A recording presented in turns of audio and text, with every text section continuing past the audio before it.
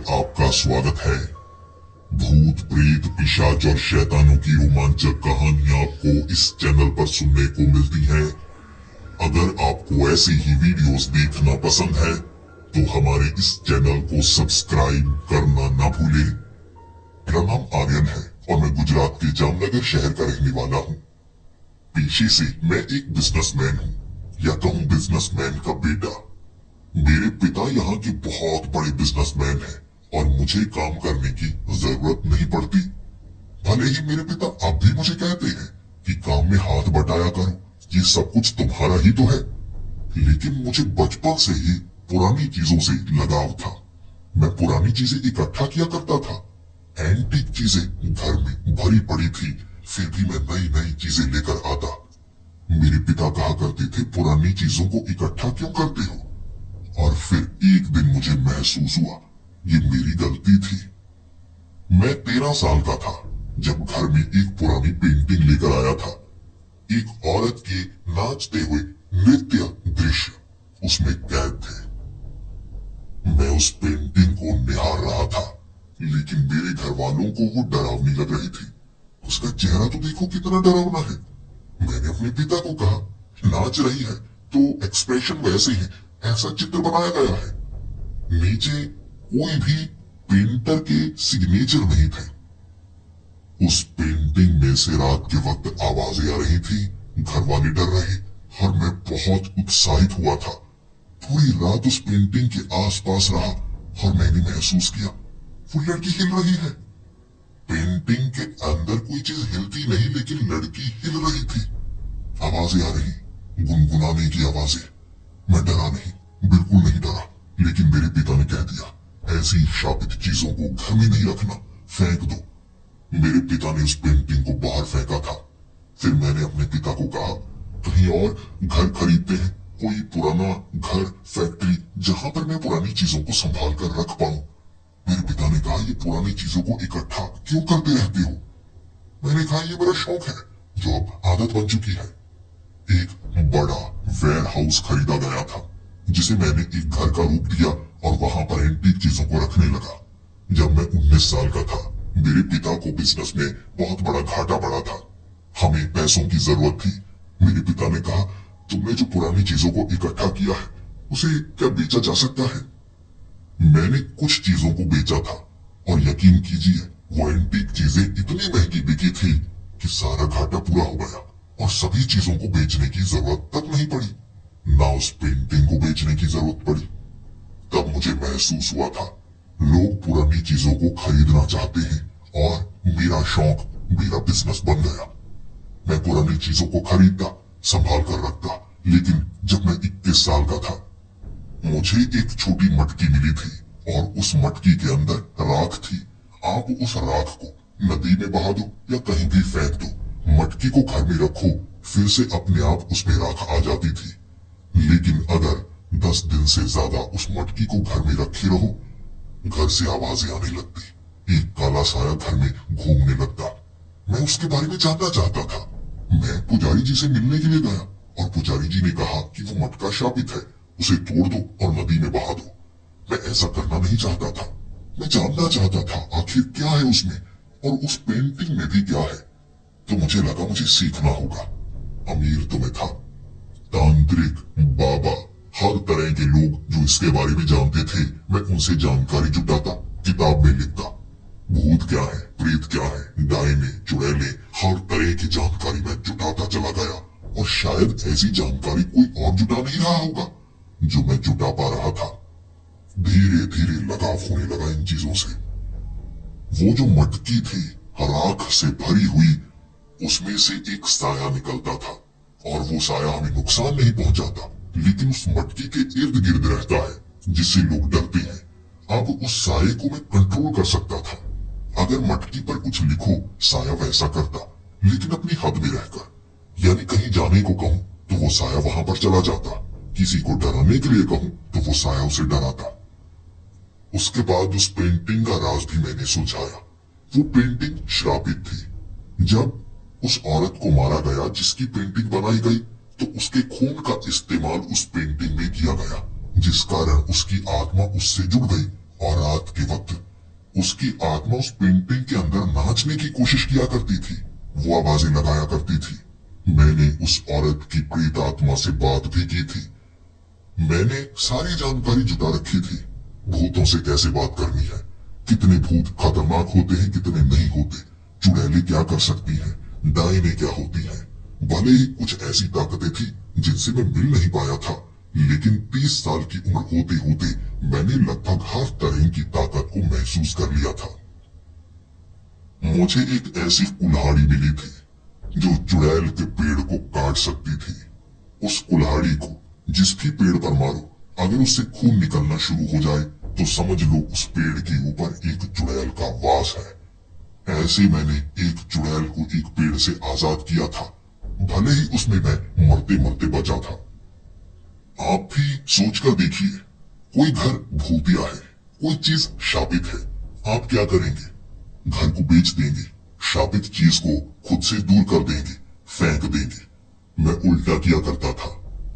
भूतिया घर में जाकर उस प्रेत आत्मा को समझने की कोशिश करता, शापित चीज को अपने उस घर में लेकर आता संभालने के लिए, जहां पर एक से बढ़कर एक ऐसी चीजें पड़ी हुई थी। मैं हर ताकत को समझना चाहता था, महसूस करना चाहता था, इस्तेमाल करना चाहता था। मैंने देश और विदेश में कई ऐसे पैरानॉर्मल रिसर्चर्स दोस्त बना लिए थे। उनके साथ मिलकर भी मैं काम करता।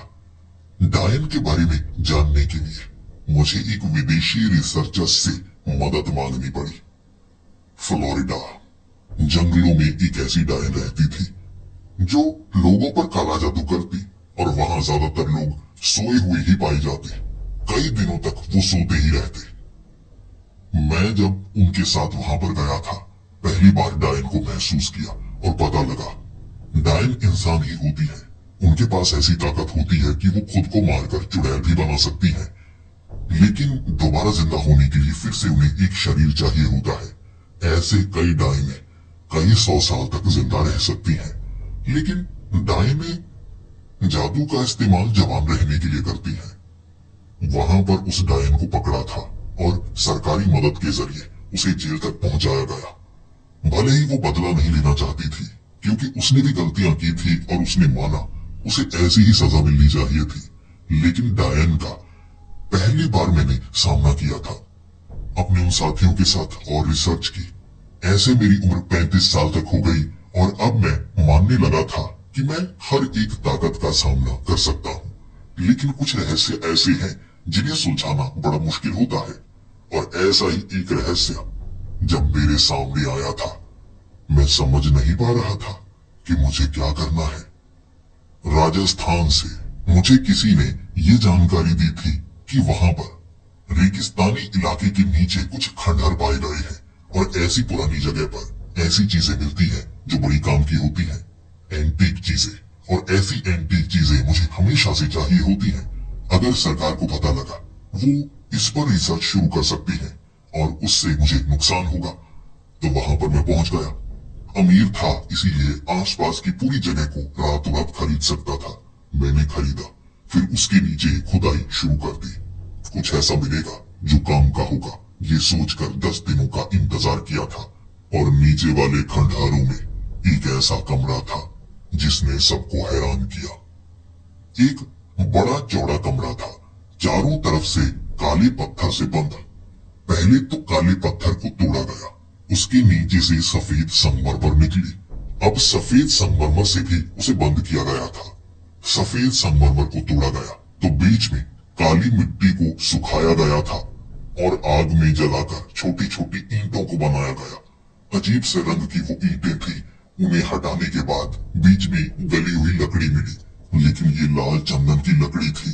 और तब मुझे लगने लगा था इसके बीच कुछ तो ऐसा है जो बड़े कमाल का होगा। आखिर ऐसी चीज को यहाँ बंद करने का क्या मतलब हो सकता है?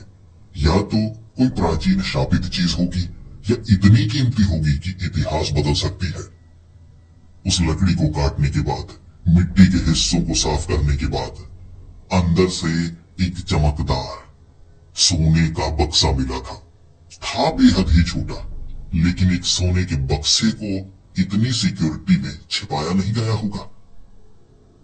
इसके बीच जो है वो सुरक्षित रखने की कोशिश की है। वो सुनहरी बक्से को वहां से निकाला गया। मैं किसी को भी उसे खोलने देना नहीं चाहता था। उसके साथ चेतावनी उस बक्से के ऊपर बनाई गई थी। अजीब सा चेहरा एक औरत का लग रहा था, साथ में ही शैतानी चेहरा भी लग रहा। भ्रम दे रहा था, जैसे एक तरफ से देखो तो शैतान लगता, दूसरी तरफ से देखो तो कोई औरत लगती। सुनहरी बक्से को मैं अपने उस घर में लेकर आ चुका था। उस जगह जहां खुदाई की गई थी मिट्टी को डाला जा चुका था।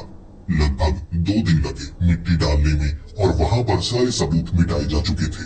अब अगर सरकार वहां पर खुदाई करना चाहे तो उन्हें कुछ नहीं मिलेगा। उस रात 10 बजे मैं उस बक्से को खोलना चाहता था। उसके ऊपर संस्कृत में कुछ लिखा हुआ था, प्राचीन शब्द। मैंने उन्हें ट्रांसलेट किया लेकिन उनका कोई अर्थ बनता ही नहीं था। इसीलिए अंत में मुझे वो बक्सा खोलना ही सही लगा। बड़े ध्यान से, बड़े प्यार से मैंने उस सोने के बक्से को खोला था। कोई और होता सोने को देखकर उसकी आंखें चमक जाती, लेकिन मुझे उस सोने के बक्से से कोई फायदा नहीं था। इससे हजारों गुना ज्यादा सोना मेरे घर में है। मुझे इसके बीच से कुछ ऐसा मिल जाए जो ज्यादा कीमती हो। मैंने बक्से को खोला। अंदर से लाल रंग का धुआं निकला, या कहे मिट्टी थी वो लाल लाल, या लाल रंग का कुछ था जो उठा आसमान में, फिर जमीन की तरफ नीचे गया और मिट्टी में घुल मिल सा गया। देखने लगा मैं, ये क्या धुआं था या सिंदूर था? क्या था ये? अब बीच में भी नहीं है, बस यही था और कुछ नहीं है। मैंने अच्छे से उस बक्से को अंदर से देखा। सोने का बक्सा था, भारी था। मैंने उसे काटा, उसके अंदर कुछ नहीं था। सिंदूर को छिपाया गया था। या लोग पागल है कि इतने छोटे से बक्से को ऐसे काला पत्थर, लाल पत्थर इसमें रखा होगा। बड़ी मायूसी हुई थी। उस रात इतनी मायूसी हुई कि मेरी आंखों में आंसू आ गए थे। सोचा था मैंने कुछ कमाल की चीज मिलेगी, लेकिन नहीं, कुछ नहीं। मायूसी में उसी घर में रात बिताना चाहता था मैं। बेडरूम में छत की तरफ देख रहा था, तभी बाहर से टक टक की आवाज आने लगी, जैसे कोई घड़ी चल रही हो। टक टक टक, लेकिन बहुत तेजी से आवाज आ रही थी।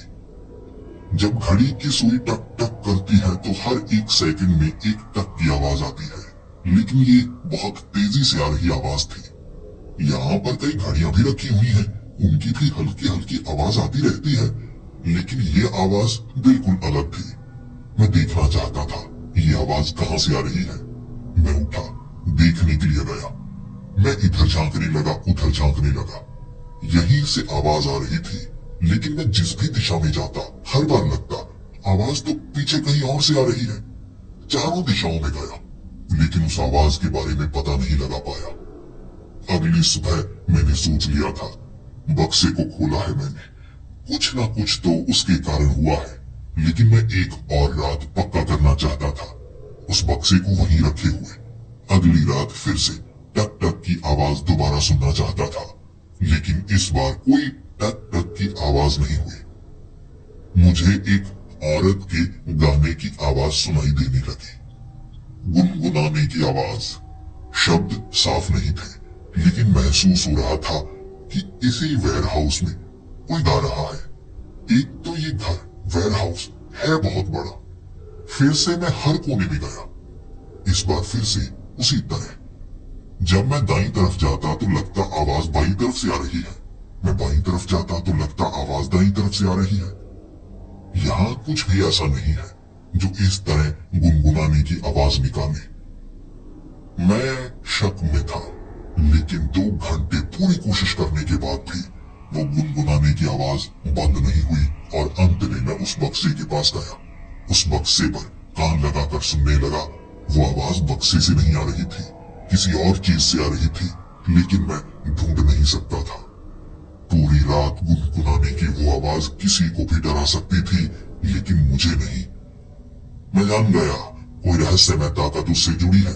अब मुझे पता लगाना है वो क्या है। चुड़ैल, डायन, भूत, प्रेत, भटकती हुई आत्मा, जो भी है मुझे पता लगाना है।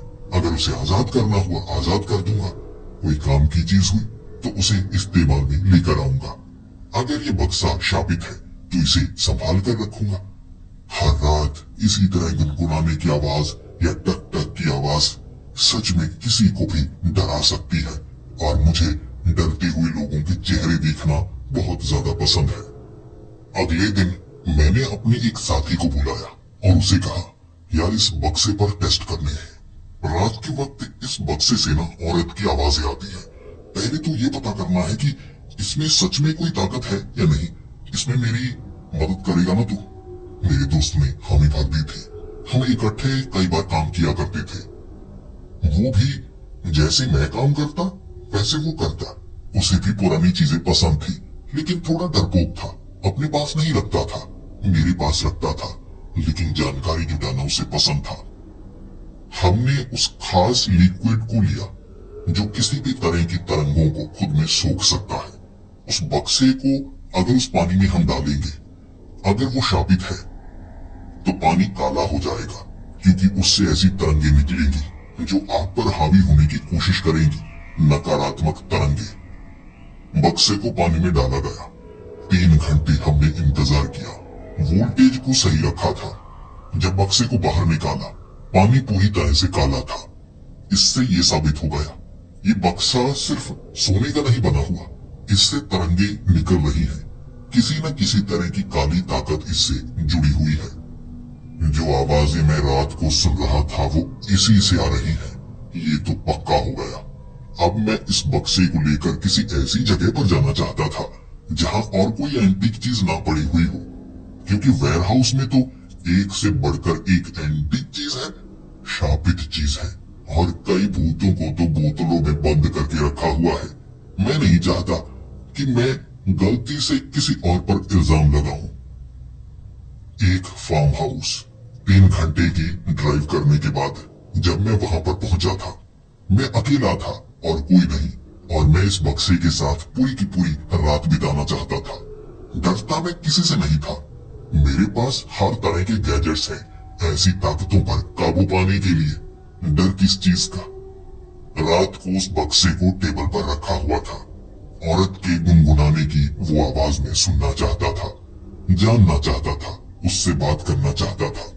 इसीलिए मैंने उस गैजेट को उससे कनेक्ट किया। एक तरफ लगा दिया स्पीकर, माइक आगे की तरफ रखा। अब किसी भी तरह के सिग्नल उसमें रिकॉर्ड होंगे। मैं सवाल पूछूंगा, देखते हैं मुझे जवाब मिलते हैं या नहीं। मैंने पहला सवाल पूछा, तुम कौन हो? क्या तुम अपने बारे में बता सकती हो? स्पीकर पर कोई आवाज नहीं आई, यानी किसी ने जवाब नहीं दिया। तो मुझे अलग तरीका अपनाना होगा और सवाल पूछता हूँ। मैंने कई सवाल पूछे, जानने की पूरी कोशिश की, लेकिन मुझे कोई जवाब नहीं मिला। अगर कोई आत्मा जो कि किसी चीज के साथ जुड़ी है किसी शाप के कारण, वो बात करना जरूर पसंद करती है, या तो धमकाती है या इशारा देती है। यहाँ पर किसी तरह की कोई आवाज नहीं आई, लेकिन छत से पानी की बूंदें टपकने लगी, और वो पानी की बूंदें उस बक्से के ऊपर गिर रही थी, जिस कारण माइक में भी थोड़ा सा पानी चला गया। माइक मुझे दूर करना पड़ा। छत को देख रहा था कि पानी कहां पर आ गया। लगता है टंकी लीक कर रही होगी। छत पर जाकर मैंने देखा, ऊपर तो पानी था ही नहीं, तो नीचे पानी टपक कहां से रहा था। जब मैं नीचे जाकर देखने लगा, वो बक्सा खोला था। किसी ने उसे खोला, जबकि यहाँ पर मेरे सिवा कोई और मौजूद नहीं है। ये साधारण प्रेतात्मा नहीं लगते, क्योंकि जो प्रेतात्माएं होती हैं किसी चीज को हिलाती नहीं, और खास तौर पर उस चीज को जिससे वो जुड़ी हुई हो। ये कोई और ताकत लगती है। हो सकता है ये एक भूत हो। वो बक्सा पानी से भरा हुआ था। छत से पानी टपके जा रहा। मैंने उस बक्से को बेडरूम में रखा। थोड़ी देर बाद छत से पानी टपकना शुरू हो गया, जबकि पहले जहां से पानी टपक रहा था वहां से टपकना बंद हो चुका था। ये इसके कारण हो रहा है। मुझे सिर्फ इस बक्से से नहीं डरना है, जैसे हालात पैदा हो रहे हैं उससे भी डर लग रहा था। किसी औरत की कोई आवाज मुझे सुनाई नहीं दे रही थी, ना वो टक टक की आवाज जो पहली रात सुनाई दी थी। हर बार कुछ अलग हो रहा है। 3 रातों में तीन अलग तरह की चीजें हुई, तीन अलग तरह की घटनाएं हुई। मैं स्तब्ध था, जवाब चाहता था। बात करने की कोशिश की मैंने ओइजा बोर्ड के द्वारा। ओइजा बोर्ड, मैंने उस पर अपनी उंगली रखी थी। एक तरफ मोमबत्तियां जलाई हुई थी। फिर मैंने आंखें बंद करके सवाल पूछा, कौन हो तुम? क्या तुम मुझसे बात करना चाहती हो? ओइजा बोर्ड हिला नहीं। कई बार मैंने सवाल पूछा, लेकिन जवाब नहीं मिल रहा था। जैसे ही मैंने उंगली हटाई, ओइजा बोर्ड से धुआं निकलने लगा। कुछ देर बाद इतना धुआं निकला कि उसे आग लग गई। ऊपर से पानी की बूंदें टपकने लगी, नीचे से आग निकल रही थी, जिस कारण पानी की बूंदें भाप में बदलने लगी। यह ऐसा दृश्य था जो मैंने कभी नहीं देखा। बात करने की कोशिश कर रहा हूं तो सामने से जवाब नहीं मिल रहा। गुनगुनाने की आवाजें दोबारा नहीं आई। अब मुझे इससे बात ना करना सही लग रहा था। तो उस रात उस बक्से को मैंने बाहर रखा, बंद करके, और वो रात बेडरूम में बिताई। टप टप की आवाज आ रही थी। ये घड़ी की सुई जैसी टक टक की आवाज नहीं, बल्कि पानी की बूंदों की टप टप की आवाज थी, जो पूरी रात आती रही और मुझे अच्छे से सोने नहीं दिया। पहली बार मैं इतना ज्यादा डर गया था कि कुछ समझ भी नहीं आ रहा। जैसे ही सुबह उठा, टेबल पर देखा मैंने, वो बक्सा पानी से भरा हुआ था, खुला था, जबकि मैंने बंद करके रखा था। पानी की बूंदें ऊपर से टपकी, वो बक्सा भर गया और मैंने पानी को निकाला ही नहीं, बक्से को ऐसे ही बंद किया। अब मैं किसी ऐसे के पास जाना चाहता था जो मुझे इसके बारे में कुछ बता सके।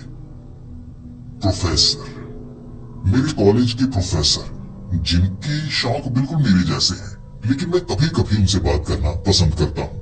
वो ज्यादा धार्मिक हैं, ऐसी चीजों से दूर रहने की नसीहत देते हैं, लेकिन इस पर रिसर्च भी करते हैं, सिर्फ जानकारी के लिए, जैसा मैं हूँ।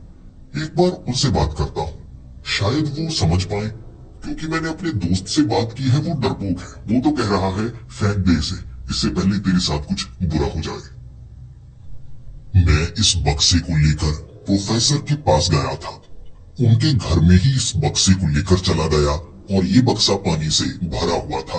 तो थोड़ी थोड़ी पानी की बूंदें उनके फर्श पर पड़ी और वो मुझे डांटने लगे। तुमने फोन पर बताया था कि ये बड़ी खतरनाक चीज है। अब इस बक्से को मेरे घर में लेकर आए हो और इसमें जो भरा है वो यहाँ पर छिड़काए जा रहे हो। तुम चाहते क्या हो? तुम्हारे साथ कुछ बुरा हो, साथ में मेरे साथ भी बुरा हो। पहले तो इस चीज को समझना होगा। तुम कह रहे हो कि 3 रातों से तुमने अलग अलग चीजों को महसूस किया है और तुम खुद समझ नहीं पाए हो। क्या पता ये शाप हम पर असर कर जाए।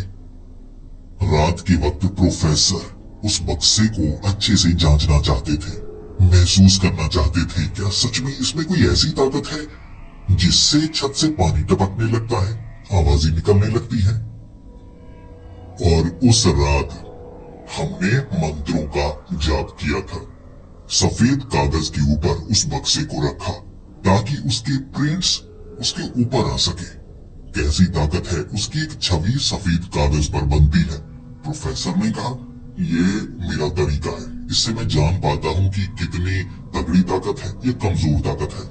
पहले तो ये पता करना होगा कि इसमें ताकत कितनी है, फिर समझेंगे भूत प्रेत क्या चीज है ये। सफेद कागज के ऊपर उस बक्से को रखा हुआ था जो पानी से भरा था। उसके अंदर से भाप उठने लगी रात के 10 बजे। भाप के जरिए बार बार बक्सा खोलता और टक टक की आवाज करने लगता। मुझे प्रोफेसर ने पूछा, क्या ये वैसी आवाज है जैसी पहली रात आई थी? मैंने कहा, नहीं, ये तो बड़ी रैंडम सी आवाज है, कभी तेज आती है कभी धीमी। उस वक्त तो जैसे घड़ी की सुई की तरह आ रही थी, लेकिन ज्यादा तेज। भाप बनकर पूरा पानी उड़ चुका था, लेकिन बक्से के अंदर कुछ भी ऐसा नहीं था जो गर्मी पैदा कर सके। कागज के ऊपर एक प्रिंट बना था, एक औरत का चित्र, लेकिन सिर्फ आउटलाइनिंग थी। इतना पता चल रहा कि ये कोई औरत है। फिर प्रोफेसर ने कहा, यानी जो तुमने आवाज सुनी वो किसी औरत की थी। ये जो प्रिंट बना है ये भी किसी औरत का है। इस शाप से कोई औरत जुड़ी है। अब देखते हैं वो चुड़ैल है, डायन है, कोई भटकती आत्मा है या कुछ और है। वो जानने के लिए हमें एक और अलग टेस्ट करना होगा। हमने उस बक्से को छूने की कोशिश की, लेकिन वो बक्सा इतना ज्यादा गर्म था, हम दोनों के हाथ जलने लगे थे। उसे अपने हाथों से हम उठा नहीं सकते थे। ना सोना पिघल रहा था। कमाल की चीज थी जिसने हम दोनों को आश्चर्यचकित कर दिया था। वो बक्सा जितना ज्यादा गर्म होता जाता, हमें उतनी ठंड लग रही थी। वो बक्सा सुनहरी था, लाल लाल सा होने लगा गर्मी के कारण, लेकिन सोना पिघल नहीं रहा था, जबकि वो असली सोना था। लेकिन उससे कमरा गर्म होना चाहिए ना। कमरा इतना ठंडा हो गया जैसे यहाँ पर एसी लगाया गया हो। मुझे भी ठंडक लग रही थी, प्रोफेसर को भी ठंडक लग रही। हमें मोटे कपड़े पहनने पड़े, और जब हम कमरे में थे, चीजें जमी हुई महसूस होने लगी थी। भाप दीवारों के ऊपर, आसपास टेबल के ऊपर, महसूस हो रही आईने के ऊपर। मैं देखता रह गया। धीरे धीरे कमरे में बर्फ जमने लगी थी। पानी का रखा हुआ गिलास पूरी तरह से जम चुका था, और प्रोफेसर ने कहा, ये साधारण ताकत तो लगती नहीं। जैसे उस कागज के ऊपर औरत का चित्र आ गया, लेकिन वहां पर प्रिंट अलग तरह के आने चाहिए थे, जिससे पता लग पाए कि कितनी ताकतवर वो है जो ये चीज है। लेकिन उसने सिर्फ ये दिखाया कि वो एक औरत है। अब उसने अपनी ताकत दिखाई है कि वो हालात बदल सकती है, मौसम बदल सकती है, तापमान बदल सकती है। हमें इस कमरे से बाहर जाना चाहिए। हमें इस कमरे में रुकना नहीं चाहिए। पूरी रात इस कमरे में हम बिता नहीं सकते। शरीर ठिठुर रहा है। कमरे से बाहर निकलते ही तापमान पूरी तरह से सही था, और उस कमरे में जाने की हिम्मत उस रात हमने नहीं की। लेकिन प्रोफेसर ने कहा, मैं अपने कुछ साथियों को बुलाऊंगा जो इसमें प्रोफेशनल है। मैं कई लोगों के साथ काम कर रहा हूँ जिनमें तांत्रिक भी हैं। हमें कुछ तांत्रिकों को बुलाना होगा और समझना होगा ये क्या चीज है।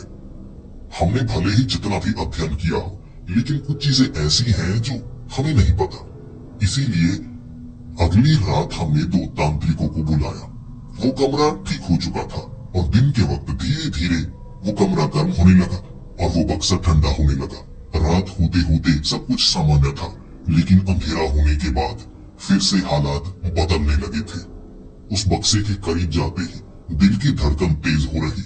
महसूस हुआ जैसे उसमें कोई ताकत हो, लेकिन समझ में तो आए, समझ में नहीं आ रही थी। 2 तांत्रिक जिन्होंने आसपास 2 आग जलाई थी, उस घर के अंदर आग जलाए हुए बैठे थे। वो मंत्र पढ़ रहे, विभूति उसके बीच अर्पित कर रहे। धुआं 2 आग का एक जगह इकट्ठा हो रहा और खींच रहा बक्से के अंदर। सब देखते रह गए, और वो तांत्रिक कुछ बोलना नहीं चाहते थे, इशारों में कह दिया। शब्द टूटने नहीं चाहिए। उन्हें डर लग रहा था। शायद उन्हें पता चल गया था कि ये क्या चीज है। महसूस कर लिया था। मंत्र वो पढ़ते गए, और अचानक जलती हुई आग या तो पानी से बुझाई जा सकती है, या किसी तरह से धीरे धीरे आग बुझती है।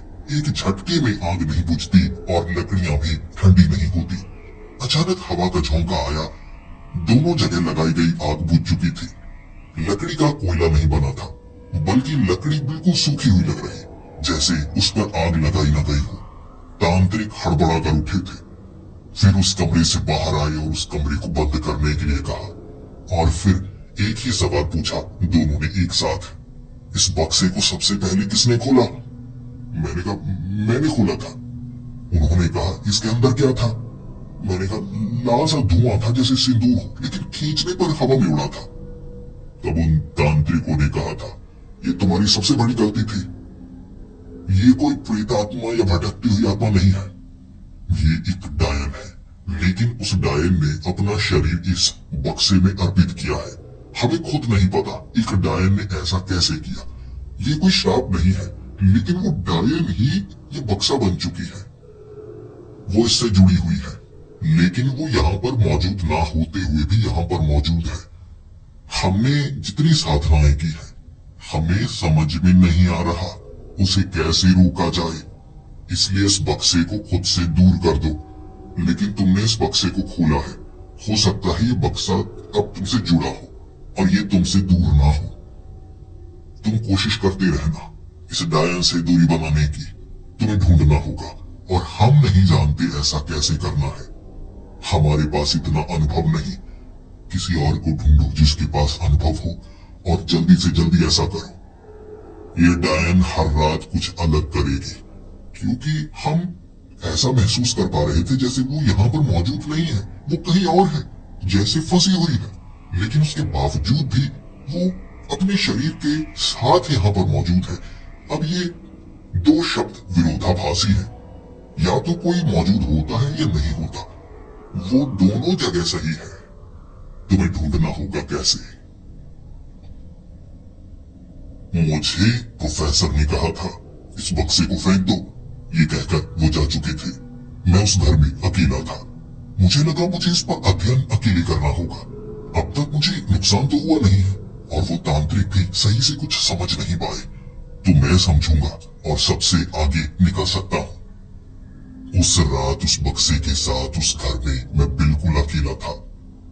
मुझे लगा था आवाजें आएंगी, लेकिन मुझे ये नहीं पता था इस बार मुझे कोई नजर भी आएगा। उस रात मैं बेडरूम में उस बक्से को ही देख रहा था, सामने बैठा हुआ। अचानक किसी के चलने की आवाज आई दूसरे कमरे में। मुझे लगा मुझे उठकर देखना चाहिए, लेकिन जब मैं देखने के लिए दूसरे कमरे में गया, बेडरूम से आवाजें आना शुरू हो गई और मुझे लगा आवाजें हर बार अलग जगह से आएंगी, तो मैं बेडरूम में चुपचाप जाकर बैठ जाता हूँ। लेकिन बेडरूम से आवाजें आती रही जब मैं दरवाजे पर कान लगाकर सुन रहा था। जल्दी से मैंने उस दरवाजे को खोला और झांकना चाहा। लगा था कोई नहीं होगा, लेकिन मुझे काले कपड़ों में एक औरत नजर आई। अब कैसे बताऊं, वो औरत थी या वो कपड़े ही थे। जैसे कपड़ों को इकट्ठा करके एक आकार दिया गया हो, एक गुड़िया बनाई गई हो। वो इस आकार में चल रहे थे। उसके भारी पैर थे, जैसे कपड़ों को समेटकर वजन बढ़ाया गया हो, और एक तरफ एक हाथ में उसने उस बक्से को पकड़ा हुआ। जब दरवाजा खुलने की आवाज आई, उसने मेरी तरफ मुंह घुमाया। अब क्या कहूं, मुंह किस तरफ था मैं समझ नहीं पा रहा, लेकिन आकार ऐसा है कि इसी तरफ देख रही होगी। वो कपड़ों की पोटली मेरी तरफ चलने लगी। बक्सा उसने नीचे गिरा दिया। वो मेरे पीछे भागना शुरू हो गई। मैं आगे मैं समझ नहीं पा रहा ये क्या चीज है। उसे रोकने के लिए मैंने उसे धक्का दिया। जो डायने होती है उनकी कमजोरी उनकी चोटी या उनकी छड़ी में होती है, लेकिन कपड़े से बनी हुई पोटली ये डायन नहीं हो सकती। वो बाबा तांत्रिक सही नहीं थे, वो गलत थे। लेकिन वो कपड़ों की पोटली, जिस कमरे में मैं पहुंचता मेरे पीछे पीछे और एक जगह उन्होंने मुझे दबोच लिया। वो कपड़ों की पोटली एक औरत के समान मेरा गला दबोचना चाहती थी, लेकिन कपड़ों में ज्यादा जोर नहीं होता, कपड़े नरम होते हैं, गला घोंटा नहीं जा रहा। फिर लपेटे गए उन कपड़ों को खींच खींच कर मैंने खोल दिया। पूरी कपड़ों की पोटली को खोल दिया, बिखेर दिया। वो कपड़े अलमारी से निकाले गए थे, लेकिन वो कपड़े धीरे धीरे हिलते हिलते एक दूसरे से गांठें बांधने लगते। वो कपड़े एक आकार में आने लगते, एक औरत का आकार जो मुझे नुकसान पहुंचाना चाहता। मैंने कुछ कपड़ों को अलमारी में बंद कर दिया, कुछ को बेड के नीचे फेंक दिया। ऐसे उन कपड़ों को फंसाया, लेकिन फिर जितने बचे हुए कपड़े थे, छोटा आकार एक औरत का बना जो मेरा पीछा कर रहा। सिर्फ कपड़े थे वो, इसीलिए नुकसान नहीं पहुंचा। लेकिन उन कपड़ों को जब मैंने एक अलमारी में बंद कर दिया, उस अलमारी को पूरी रात तोड़ने की कोशिश वो कपड़ों की पोटली करती रही। दिन होते ही वो आवाजें आना बंद हो गई, और तब मैंने प्रोफेसर को रात को घटी पूरी घटनाओं की जानकारी दी। और प्रोफेसर ने कहा, तुम जितना ढूंढने की कोशिश करोगे, जितना पहचानने की कोशिश करोगे, तुम पहचान नहीं पाओगे। ये एक अलग ताकत है, लेकिन किसी तरह डायन से जुड़ी है। वो तांत्रिक बताकर तो गए हैं, तुम समझने की कोशिश क्यों नहीं कर रहे। मैंने प्रोफेसर की बात मानी और उन्हें कहा, ठीक है, मैं इसे उसी जगह दफनाने के लिए तैयार हूँ जहां से इसे निकाला था। क्या इससे ये सब खत्म हो जाएगा? उन्होंने कहा, होना तो चाहिए। वहां कई घंटे खुदाई की गई थी। जमीन तो मेरी ही थी। खोदने के बाद उसी कई रंग के उन बक्सों के बीच इस बक्से को रखा, पत्थरों को ऊपर लगाया, बक्से के समान ऊपर से रेत डाल दी गई। जब मैं घर पहुंचा उस रात शांति का एहसास हुआ। 10 बजे तक 10 बजे तक टक टक ऐसी आवाज हुई जैसे कोई दरवाजा खटखटा रहा है। मैंने जब दरवाजा खोला बाहर कोई नहीं था, लेकिन नीचे वो सुनहरी बक्सा पड़ा था। उस बक्से को देखते ही मेरी सांसें रुक गई। मैंने उस बक्से को उठाकर दूर फेंका। दरवाजा लगाकर बेडरूम में आया तो बेड पर वो सुनहरी बक्सा पड़ा था। मैं घबरा चुका था, मैं डर चुका था। अलमारी में कपड़े थे, हर तरफ कपड़े थे। अगर कपड़ों की पोटली बनकर मुझे उस औरत ने मारने की कोशिश की फिर क्या करूंगा। मैंने जल्दी से प्रोफेसर को फोन लगाया। मैंने उन्हें बताया कि वो बक्सा दोबारा मेरे घर में पहुंच चुका है। प्रोफेसर ने कहा भागो भागो वहां से, इससे पहले कि वो बक्से के अंदर जो ताकत है तुम्हें मार डाले। मेरे पास आ जाओ, देखते हैं यहाँ हमें क्या करना चाहिए। उस बक्से को लेकर मैं प्रोफेसर के पास सीधा पहुंच चुका था। प्रोफेसर ने कहा बक्से को तो छोड़कर आना चाहिए था। मैंने कहा छोड़कर आया था। दरवाजा बंद किया था, रास्ते पर भागा जा रहा। जिस मोड़ पर पहुंचता मुझे सुनहरी बक्सा नजर आता, पैर से टकराता, कहीं पेड़ के ऊपर से मेरे सर पर गिरता। मैं उससे पीछा नहीं छुड़ा पा रहा था और अंत में उसे उठाना पड़ा। तब जाकर यहाँ पर पहुंचा हूं। अब आप बताइए इस बक्से का मैं क्या करूं। प्रोफेसर के पास एक और तरीका था। तांबे के बक्से के अंदर रखना होगा और उस तांबे के बक्से को हाई वोल्टेज के साथ पूरी रात हम बंद किए रहेंगे। कोई भी ताकत हाई वोल्टेज के पार, इलेक्ट्रोमैग्नेटिक फील्ड के पार नहीं जा सकती। भूत प्रेत कोई भी ताकत उसको पार नहीं कर सकती, ये भी नहीं कर पाएगी। उस बक्से को उस तांबे के बक्से के अंदर रखा, हाई वोल्टेज के साथ उसे जला दिया। दूसरे कमरे में पहुंचे। दूसरे कमरे में सामने टेबल पर खुला बक्सा पड़ा था। जब हमने वो तांबे वाले बक्से को देखा, वो पिघल चुका था, पिघला हुआ नीचे, जो धीरे धीरे जम भी रहा, आकार ले रहा, लेकिन लाल लाल। अचानक हमारे घर की लाइट चली गई। अंधेरा हो चुका था, इन्वर्टर भी काम नहीं कर रहा था। प्रोफेसर ने कहा हमें खुले में रहना चाहिए, ऐसी ताकतें बंद घर में ज्यादा असर करती हैं। लेकिन हमारे उस घर का दरवाजा बंद हो गया, जैसे किसी ने बाहर से ताला लगा दिया हो। खिड़कियों से बाहर निकलने का कोई रास्ता नहीं था। छत पर पहुंचे, 3 मंजिला छत, जहां से कूदने में हमें बड़ी परेशानी होती और प्रोफेसर रहते भी ऐसी जगह पर थे। आवाजें लगाते तब भी हमारी मदद के लिए कोई नहीं आता। बड़े से फार्म हाउस में रहते थे, दूर दूर तक बागीचा बनाया हुआ था। बक्सा हमें टंकी के ऊपर चमकता हुआ नजर आया और फिर वो बक्से के अंदर से एक काले रंग का हाथ निकला। हमारी तो सांसें रुक गई ऐसा दृश्य देखकर। फिर हमें वो डायन नजर आई, जो हमें बार बार चित्रों के रूप में, परछाइयों के रूप में या कपड़ों की पोटली के रूप में नजर आ रही थी। एक आकार में, काले काले हाथ, भयानक आंखें। पहले उसकी बाजू निकली, फिर उसने छोटे से बक्से से अपना सर निकाला, जैसे लचीला सर हो रबर का बना हुआ। वो सर बाहर आया तो उसका धड़ बाहर निकला। जोर जोर से उस बक्से से वो बाहर आ रही। लेकिन जैसे ही वो खड़ी हुई, मैंने सबसे पहले कहा तुम हमें नुकसान पहुंचाना क्यों चाहती हो, हमें नुकसान मत पहुंचाओ। उसने कोई जवाब नहीं दिया, वो बस हंस रही थी और उसके चलने का तरीका बड़ा अलग था। वो अपना पैर जमीन पर रखती, फिर उसका पैर गोल गोल घूमता, जैसे हमारा पैर पीछे की तरफ मुड़ रहा हो, और एड़ी के चटकने की आवाज आती। फिर अगला पैर भी ऐसे रखती और पिछला पैर गोल गोल घूमता। उसका पैर 180 डिग्री पर गोल गोल घूमे जा रहा था और एड़ी चटकने की वो आवाज बड़ी भयानक। हड्डियां टूट रही थी जब वो चल रही, घुटने टूटने की आवाज, जिस कारण वो नीचे गिरती, लेकिन रेंगती हुई हमारे पीछे ही फिर खड़ी हो जाती। फिर हड्डियां टूटती, सर भी घूम रहा, उसकी कोहनियां भी मुड़ रही। ऐसा भयानक दृश्य था, ऐसा भयानक दृश्य, लेकिन वो हमारा पीछा कर रही। ऊपर से नीचे नहीं जा सकते थे हम, इसीलिए दोबारा घर के अंदर जाना पड़ा। वो तो छोटे छोटे छेदों से निकल रही, मुझे पकड़ने की कोशिश कर रही। लेकिन हम पूरी रात एक कमरे से दूसरे कमरे, दूसरे कमरे से अलग कमरे में जाते रहे। ऐसे पूरी रात बचे, वो हमें छू तक नहीं पाई। और दिन के वक्त प्रोफेसर ने कहा था, चले जाओ यहाँ से, तुम्हारी गलती तो भुगतो दो, इस बक्से को लेकर चले जाओ, ये तुमसे जुड़ा है। मैं इस पशुपेश में क्यों फंसूं? मुझे उस बक्से के साथ प्रोफेसर ने वहां से भगा दिया। मैं अकेला था, लेकिन मुझे जानने पहचानने वाले कई लोग थे। विदेश में भी मददगार लोग तो थे, लेकिन वहां तक पहुंचने के लिए सफर लंबा तय करना पड़ता। और मैं नहीं चाहता था हवाई जहाज में इस बक्से के साथ मैं बैठूं और मेरे साथ कुछ ऐसा हो जाए जिसकी मैंने कामना तक न की हो।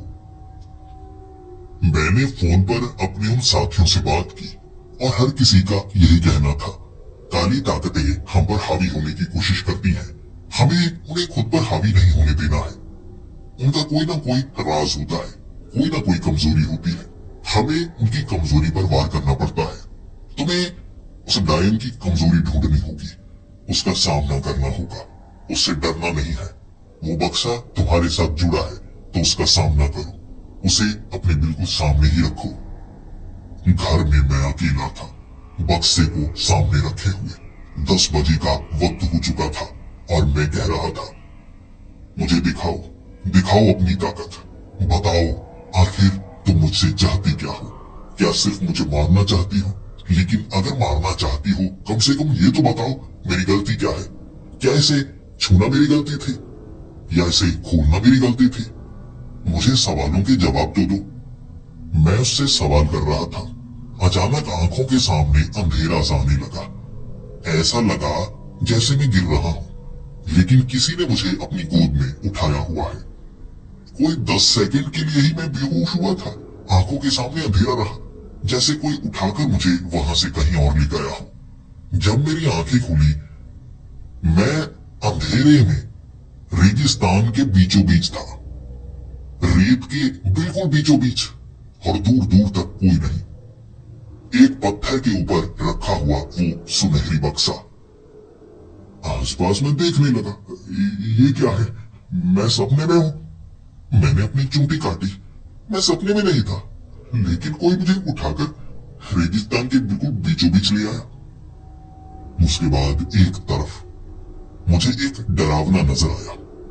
डरावना यानी जो खेतों में हम पुतला लगाते हैं पंछियों को डराने के लिए, यहाँ पर वो डरावना रेगिस्तान के बीच में लगाया गया था। उसके सिवा ना कोई पौधा ना कुछ और, बस रेत की कण दूर दूर तक। लेकिन जिस जगह पर मैं हूँ वहां पर तो आसपास कोई रेगिस्तान नहीं है। ये कैसा रेगिस्तान है? जब कुछ और नजर नहीं आ रहा, उस डरावने के पीछे लालटेन की रोशनी महसूस हुई तो मैं डरावने के पास पहुंचा, लालटेन को उठाने के लिए। कम से कम नजर तो आए, कोई मेरी मदद तो करे। फिर वो डरावना हिलने लगा, फिर से वो पुतला हिला, और अब मैं उसे डर नहीं रहा, बल्कि मैं उसका मुकाबला करना चाहता था। कपड़ों की पोटली के रूप में उस डायन ने मुझ पर पहले भी हमला किया है। इस बार रूप बदला है और हर रात वो कुछ अलग ही कर रहे हैं, लेकिन वो डरावना जिसके बीच हड्डी के समान लकड़ी थी, वो लटका हुआ, लेकिन कुछ जगह उसने लकड़ी को तोड़ा और एक रूप में आकर अब चलने लगा, पकड़ने लगा, और उसके वार जोरदार थे, जैसे आपको किसी मोटी लकड़ी के डंडे से पीटा जा रहा हो। मैंने लड़ने की कोशिश की, उसे फाड़ने की कोशिश की, लेकिन फायदा किसी में नहीं हो रहा। उसमें भूसा भरा हुआ था, मैं उसे निकाल नहीं सकता था। इतने में वो डंडे के जोरदार वार होते। सर पर एक वार ने जब थोड़ा सा खून बहाया, मैं समझ पाया भागने में समझदारी है। मैं भागने लगा, बक्सा वहां से बहुत दूर था। मैं भागता चला गया, भागता चला गया। वो रात भागने में निकली। जब मैं थक चुका था, बक्सा बिल्कुल मेरे सामने था और एक आवाज मेरे कान में सुनाई दी, समय पूरा हुआ। अगर तुम चाहते हो रात खत्म हो, इस बक्से को तुम्हें छूना होगा। एक औरत की आवाज थी, लेकिन मैंने उस बक्से को छुआ नहीं। मैं भागा और दूर भागा। डरावना तो नजर नहीं आया, लेकिन रात खत्म नहीं हो रही। सूरज ऐसा लग रहा था एक कोने में है। सुबह का जैसे 5 बजे का वक्त हो, दिन होने ही वाला हो। कई घंटे निकल गए, बस हल्की सी रोशनी ही नजर आ रही। सूरज ऊपर चढ़ ही नहीं रहा था और करीब से मुझे वो बक्सा नजर आता। फिर उस गायन की वो बातें याद आई। रात तभी खत्म होगी जब मैं बक्से को छूऊंगा। मैंने बक्से को छुआ और मैं अपने घर में था, बेड पर लेटा हुआ। जैसे सपने से उठा, बक्सा बिल्कुल मेरे सामने उस टेबल पर रखा हुआ। रोने लगा था मैं। रात में जो हुआ वो सपने में नहीं हुआ था, वो असलियत में हुआ था। मैंने सहा था वो, लेकिन कैसे जादू से मैं दोबारा यहाँ पर आ गया। मुझे यहाँ से निकलना होगा, मुझे यहाँ से निकलना होगा। सुबह सुबह मैं किसी से मदद चाहता था, लेकिन मेरे साथियों ने कह दिया ऐसा कुछ उन्होंने भी पहले कभी महसूस नहीं किया। उसे रोकने के लिए धार्मिक अनुष्ठान करना होगा। उस दिन धार्मिक अनुष्ठान किया, हर तरह की धार्मिक अनुष्ठान एक साथ करवाए ताकि उसका खात्मा हो। उस सोने के बक्से को देखकर हर किसी को लालच आ रही थी, लेकिन उस रात उस बक्से ने फिर से नया खेल खेला। मैं किसी रेगिस्तान में नहीं, बल्कि मैं एक जंगल में था। मेरे हाथ में एक लालटेन थी और उस अंधेरे में रास्ता ढूंढना था। वहां मेरा पीछा कर रहे थे छोटे छोटे जानवर, चूहे के समान, लेकिन उनके दांत बड़े थे जो मुझे काट रहे थे। मेरी एड़ी को काटते, मेरी टांगों को काटते, मुझे जख्म देते, और पूरी रात ऐसा हुआ। मैं जंगल में भटकता गया, भटकता गया। बड़ी मुश्किल से रात गुजरी और फिर से आवाज, रात खत्म हुई। बक्से को छुओगे तो रात पूरी खत्म होगी और तुम इससे आजाद हो जाओगे। मुझे लगा पूरी आजादी। मैं बेडरूम में था, बक्सा मेरे सामने। मैंने उसे फेंका, दफनाया, लेकिन दिन भर वो बक्से को दूर फेंकने के बाद रात को उस टेबल पर बक्सा दोबारा आ गया। फिर से एक नई रात की भयानक शुरुआत होने वाली थी। मदद कोई नहीं कर सकता था, तो मैंने रात की फ्लाइट बुक की। मैं विदेश जाना चाहता था, लेकिन उस बक्से ने नया खेल खेला था। रात के वक्त तक मैं फ्लाइट में बैठा ही था। अचानक आंखों के सामने अंधेरा आया और मैं मिट्टी पर गिरा हुआ था, जबकि एयरपोर्ट में ऐसी जमीन थी ही नहीं। आसपास देखा तो कुछ पेड़ लगे हुए थे। मैं एक गांव के पास में मिट्टी पर गिरा हुआ और एक आदमी ने मुझे उठाया। मैं उसे क्या बताता। मैंने कहा मैं यहाँ कैसे आ गया, मुझे कौन लेकर आया। मुझे लगा था उस रात में किसी अलग जगह पर पहुंच गया हूँ, लेकिन जैसे ही वो रात खत्म होगी मैं वापस अपने घर पहुंच जाऊंगा या फ्लाइट में पहुंच जाऊंगा। लेकिन मैं जिस गांव में था, उस आदमी ने जो समय बताया, जो तारीख बताई, 100 साल पीछे था। वो गांव 100 साल पीछे था। यानी ये भयानक सपने हैं, असलियत नहीं हो सकती। मैं समय में पीछे जा ही नहीं सकता। उस रात उस गांव में मुझे एक घर में पनाह दी गई और बताया गया रात को यहाँ पर एक चुड़ैल का असर होता है और वो चुड़ैल लोगों को नुकसान पहुंचाती है। जो भी रात को सोता है उस पर ऐसा होता है। अमावस की रात, अमावस की रात लोगों ने घरों के अंदर दिए जलाए होते हैं। मैं थका हुआ था, लेकिन अचानक जब मेरी आंख लगी, क्योंकि कुछ नहीं हो रहा था, मैं तो 12 बजे तक चुपचाप बैठा। जब आंख लगी, फिर मेरी आंख खुली तो उस घर की छत उड़ी हुई थी। एक 10 फुट की चुड़ैल जो मुझे मार डालना चाहती थी, उसने नोचा मुझे। जो चोट लगती मुझे वो दिन को अपने आप भर जाती थी, लेकिन उस रात मैं बच तो गया। फिर उस बक्से को छूने पर मैं बेडरूम में नहीं पहुंचा। धूप में मैं उसी गांव में था, 100 साल पीछे। मदद के लिए किसी बाबा को ढूंढना चाहता था, लेकिन ज्यादातर बाबा मुझे ढूंढ ही मिले। रात हो चुकी थी। फिर से उस बक्से ने अपना रंग दिखाया। मुझे एक दानव जमीन से निकला और खींचकर जमीन के नीचे ले गया। गांव के नीचे गुफाएं बनी हुई थी और वो घसीटता हुआ मुझे गुफा के अंत तक ले गया और वहां मकड़ी के जालों के बीच में फेंक दिया, जहां से मैं हिल नहीं पा रहा था। वो रात खत्म होने के बाद मुझे खाना चाहता था, लेकिन उस दानव ने दिन होते ही वापस आकर मुझे खाया नहीं, बल्कि मैं बड़ी मुश्किल से जालों से निकला। गुफा से बाहर निकला तो मैं किसी गांव में नहीं था।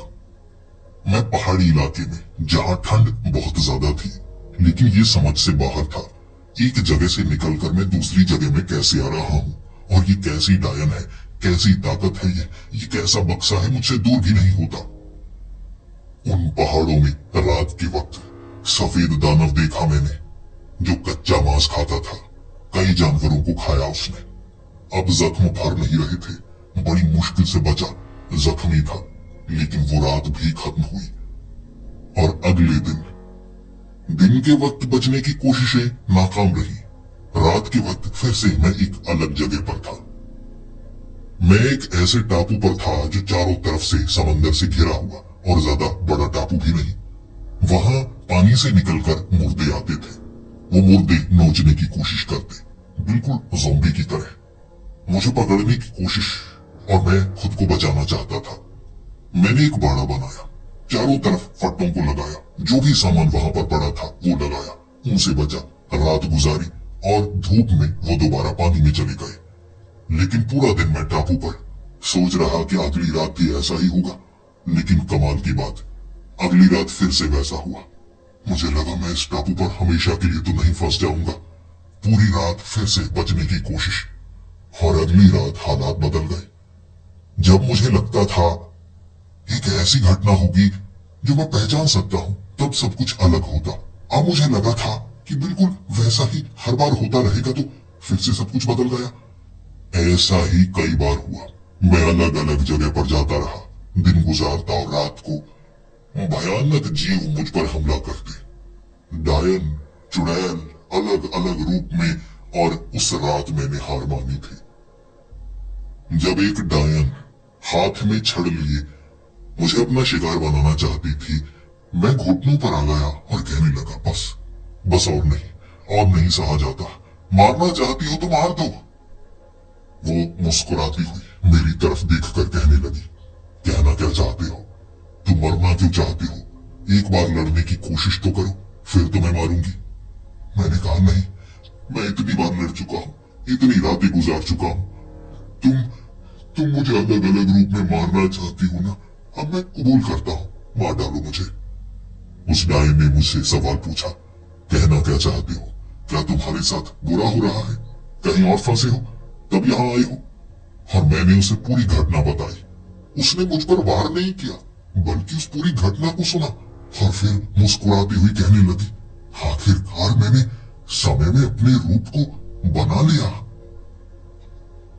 मैंने उससे सवाल पूछा, क्या मतलब? क्या तुम्हें कुछ नहीं पता? मेरे साथ जो होता है वो तुम नहीं करती, कोई और करती है। उसने कहा, वो मैं ही करती हूँ, या कह सकती हूँ मैं अलग अलग रूप में करती हूँ। तुम्हें क्या लगता है, बड़े बड़े संत, महात्मा जो अपनी साधना करते हैं, सब दुनिया को छोड़ देते हैं, किसका मुंह रखते हैं? क्या वो अमर होना चाहते हैं? तुम्हें लगता है वो लंबी उम्र पाना चाहते हैं, शोहरत पाना चाहते हैं, धन दौलत, या दुनिया के सबसे ताकतवर इंसान बनना चाहते हैं? इससे क्या मिलेगा? समय पर जीत सबसे बड़ी जीत होती है, और ऐसा हर एक ताकत चाहती है, चाहे वो अच्छी ताकत हो, चाहे वो बुरी ताकत हो। संत महात्मा समय से बाहर निकलना चाहते हैं। डायने, चुड़ैले, हर कोई अपनी जगह सही ही है। वो काम करता है जिससे उसे फायदा हो, और डायन काली ताकत का इस्तेमाल करती है सिर्फ जवान रहने के लिए नहीं, बल्कि हम भी चाहती हैं और ताकत मिले। और शायद मुझे उस सवाल का जवाब मिल गया, समय से बाहर कैसे निकलना है। लेकिन मैं वहां होते हुए भी वहां नहीं हूं। तुम्हें जो जीव मिले, जो दानव, चुड़ैले, सब कुछ वो मैं ही थी, लेकिन अलग अलग समय में। किसी समय में मैं चुड़ैल बनी, कभी मैं डायन बनी, लेकिन शायद वो भविष्य में होगा। तुम इतिहास में हो, लेकिन मेरे भविष्य में। तुम समझ नहीं पाओगे। मान लो मैं अब से आगे एक बड़ी डायन बनूंगी, फिर उस ताकत को पालूंगी जिसे मैं पाना चाहती हूँ, समय से बाहर निकलने की ताकत। लेकिन अपना शरीर तो त्यागना पड़ता है ना, तो सोने के बक्से के साथ मैंने अपना शरीर त्यागा होगा, अपने आज के भविष्य से। फिर मैं समय से बाहर चली गई, लेकिन वो शाप उस बक्से से जरूर जुड़ा था। तुमने उसे खोला तो वो तुमसे भी जुड़ा। सजा मैं नहीं दे रही, सजा मेरा कोई रूप नहीं दे रहा, लेकिन तुम भी उससे जुड़े हो। जैसे मैं समय का सफर कर सकती हूँ भविष्य में, उसी तरह तुम भी कर रहे हो। तुम जुड़ चुके हो इस बक्से से। मेरे अलग अलग रूप जो कभी चुड़ैल कभी दानव बनकर तुम्हें सजा दे रहे हैं, लेकिन हमें खुद नहीं पता आखिर हम ऐसा क्यों कर रहे हैं। मैं रोने लगा था, गिड़गिड़ाने लगा था, यानी मेरी मदद कोई नहीं कर सकता। उसने कहा मैं कर सकती हूँ, क्योंकि मैं वो डायन हूँ जिसने इस त्याग से श्राप को बनाया। तो मेरे खून से तुम्हें आजादी मिल सकती है, लेकिन याद रखना मेरा ये खून इस बक्से में जाएगा तो इसे बंद कर देना, फिर ये एक धुएं के समान बन जाएगा। इसे संभाल कर रखना, कोई इसे खोले ना, क्योंकि जो इसे खोलेगा वो तुम्हारी तरह फिर से इस शाप से जुड़ जाएगा और बाहर निकलने का रास्ता ढूंढ नहीं पाएगा। तुम मेरे पास आए, मैं तुम्हारा शिकार करना चाहती थी, लेकिन मुझे दया आई इसलिए तुम बच पाए। शायद जो इस बक्से को खोलेगा वो मेरे किसी और रूप से मिलेगा और उसमें दया ना हो तो वो बच नहीं पाएगा। उसने अपना खून बक्से में डाला। मैंने बक्से को जैसे ही बंद किया एक धमाका हुआ और मैं अपने बेडरूम में था। रात का वक्त, सामने वो बक्सा जिसे मैंने टेप लगाकर अच्छे से बंद कर दिया, हवा के कारण भी वो खुल ना जाए, और इस तरह मैं उस चक्रव्यूह से निकला था। हजारों सवाल जिनके जवाब मिले थे मुझे, और मुझे हैरान भी किया था और सवालों को ढूंढने के लिए उत्साहित भी किया था। मैंने इसके बारे में किसी और को नहीं बताया। प्रोफेसर जानना चाहते थे, मेरे साथी जानना चाहते थे मैं कैसे बचा, लेकिन मैं किसी को बताना नहीं चाहता था। अगर मैं उन्हें बताऊंगा, हो सकता है उनमें से कोई इस बक्से का इस्तेमाल करने की कोशिश करे, लेकिन वो कर नहीं पाएगा। उस डायन ने वो पा लिया जो बड़ी बड़ी शख्सियतें पाना चाहती है, समय से बाहर निकलना, लेकिन उसके त्याग के कारण ये शाप बना, और कोई भी उस शाप के कारण उस चीज को महसूस कर सकता था। एक डायन के करोड़ों रूप, समय के अलग अलग हिस्से में वो अलग अलग चीजें बनेगी, अलग अलग जीव बनेगी। उसे खुद पता नहीं होगा कि जो इस शाप से जुड़कर उसके सामने आ रहा है वो उसके कारण आया है, लेकिन अलग अलग समय में भटक रही होगी समय से बाहर। लेकिन मैंने इस शाप का अंत किया अपने लिए, और उस बक्से को एक खुफिया जगह पर दोबारा दफना दिया। आगे आने वाले हजारों सालों तक तो कोई उसे ढूंढ नहीं पाएगा, लेकिन हो सकता है फिर से कोई अनजान उस बक्से को ढूंढने की कोशिश करे, और इस बार उसके साथ मुझसे भी ज्यादा भयानक हो, या हो सकता है वो उस सवाल का जवाब ढूंढ पाए